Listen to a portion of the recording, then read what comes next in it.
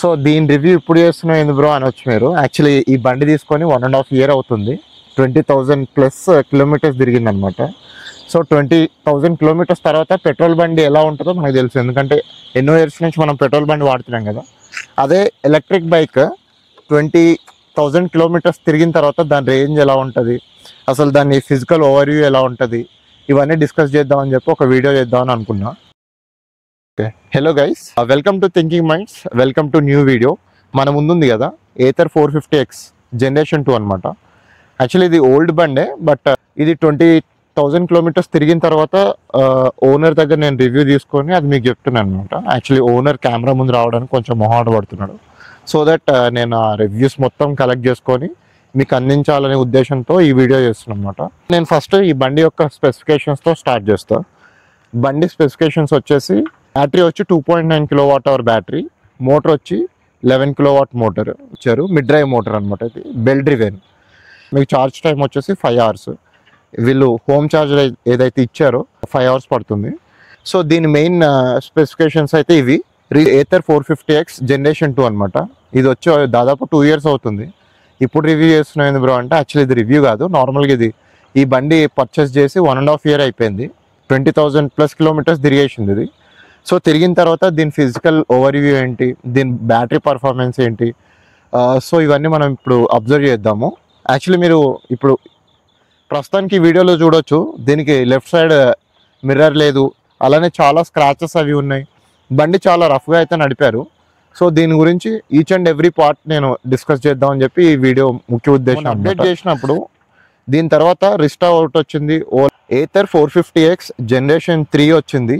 దీని తర్వాత మళ్ళీ ఏథర్ రిస్టా కూడా వచ్చింది. సో అందులో కొన్ని అడ్వాన్స్డ్ ఫీచర్స్ వచ్చాయన్నమాట. సో అదే సాఫ్ట్వేర్ని వీళ్ళు రోల్ అవుట్ చేశారు.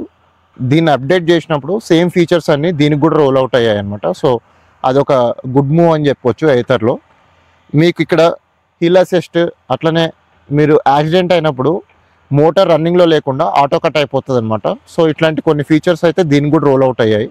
సో ఇది మంచి మూవ్ అని మనం చెప్పుకోవచ్చు. కంఫర్ట్ విషయానికి వస్తే ఇది మీకు చాలా ఫ్లెక్సిబుల్గా ఉంటుంది.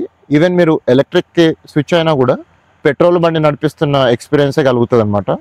సో నాకు వన్ ఆఫ్ ద ఫేవరెట్ బండి అనమాట ఇది. యాక్చువల్లీ నేను కూడా ఏతరే తీసుకుందామని అనుకున్నా, బట్ రేంజ్లో కాంప్రమైజ్ అయ్యి ఓలాకి వెళ్ళాల్సి వచ్చింది. బట్ ఇందులో రేంజ్ మాత్రం మీకు 110 వస్తుంది సింగిల్ పర్సన్ ట్రావెల్ చేసినప్పుడు. అదే ఓలా S1 Pro Gen 2కి వెళ్తే 140 km ఆఫర్ చేస్తున్నారు అనమాట.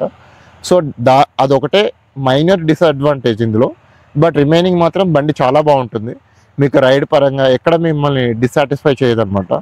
సో ఇందులో 3 మోడ్స్ ఉంటాయి: ride mode, sport mode, rap mode. Eco రెండిట్లో కామన్గా ఉంటుంది. మీకు ఓలాలో ఉంటుంది, అలాగే ఏథర్లో కూడా ఉంటుంది. సో ఒకవేళ మీరు వాల్యూ ఫర్ మనీ అంటే ఏథర్ని కన్సిడర్ చేయండి. ఏథర్ చాలా బాగుంటుంది అనమాట యాజ్ కంపారిటివ్లీ ఓలా అన్నట్టు.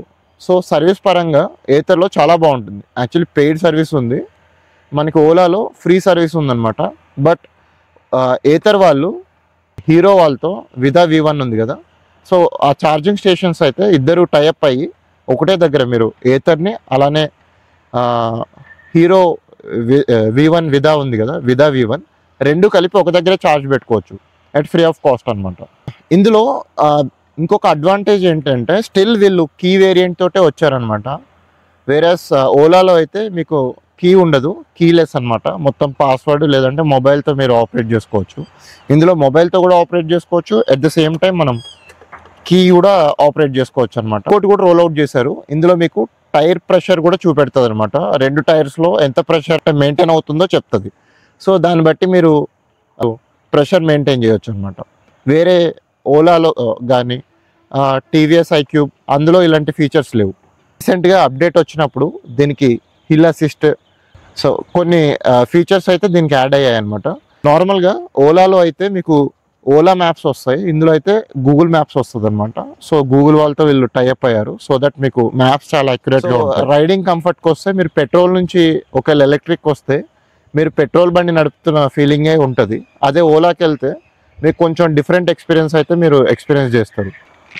ఇంకోటి ఇది మీకు ట్రాఫిక్లో చాలా కంఫర్ట్ రైడింగ్ ఇస్తుంది అనమాట. బట్ రేంజ్ విషయంలో కొంచెం డిస్సాటిస్ఫై చేస్తుంది. ఎందుకంటే ఓలాలో మీకు రియల్ రేంజ్ వచ్చేసరికి 140, ఇందులో జస్ట్ 105 కిలోమీటర్ 110 కిలోమీటర్స్ మాత్రమే వస్తుంది. సో అక్కడ మాత్రం మీరు కాంప్రమైజ్ అవ్వాలి. బట్ బిల్డ్ క్వాలిటీ పరంగా అయితే చాలా గట్టిగా ఉంటుంది. ఈవెన్ వాళ్ళు ఇచ్చింది హార్డ్ ప్లాస్టిక్ అయినా కూడా చాలా గట్టిగా ఉంటుంది యాజ్ కంపారిటివ్లీ ఓలా అనమాట.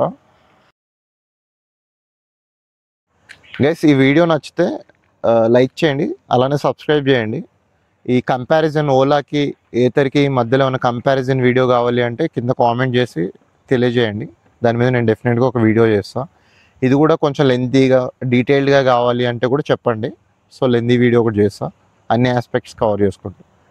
Thanks for watching.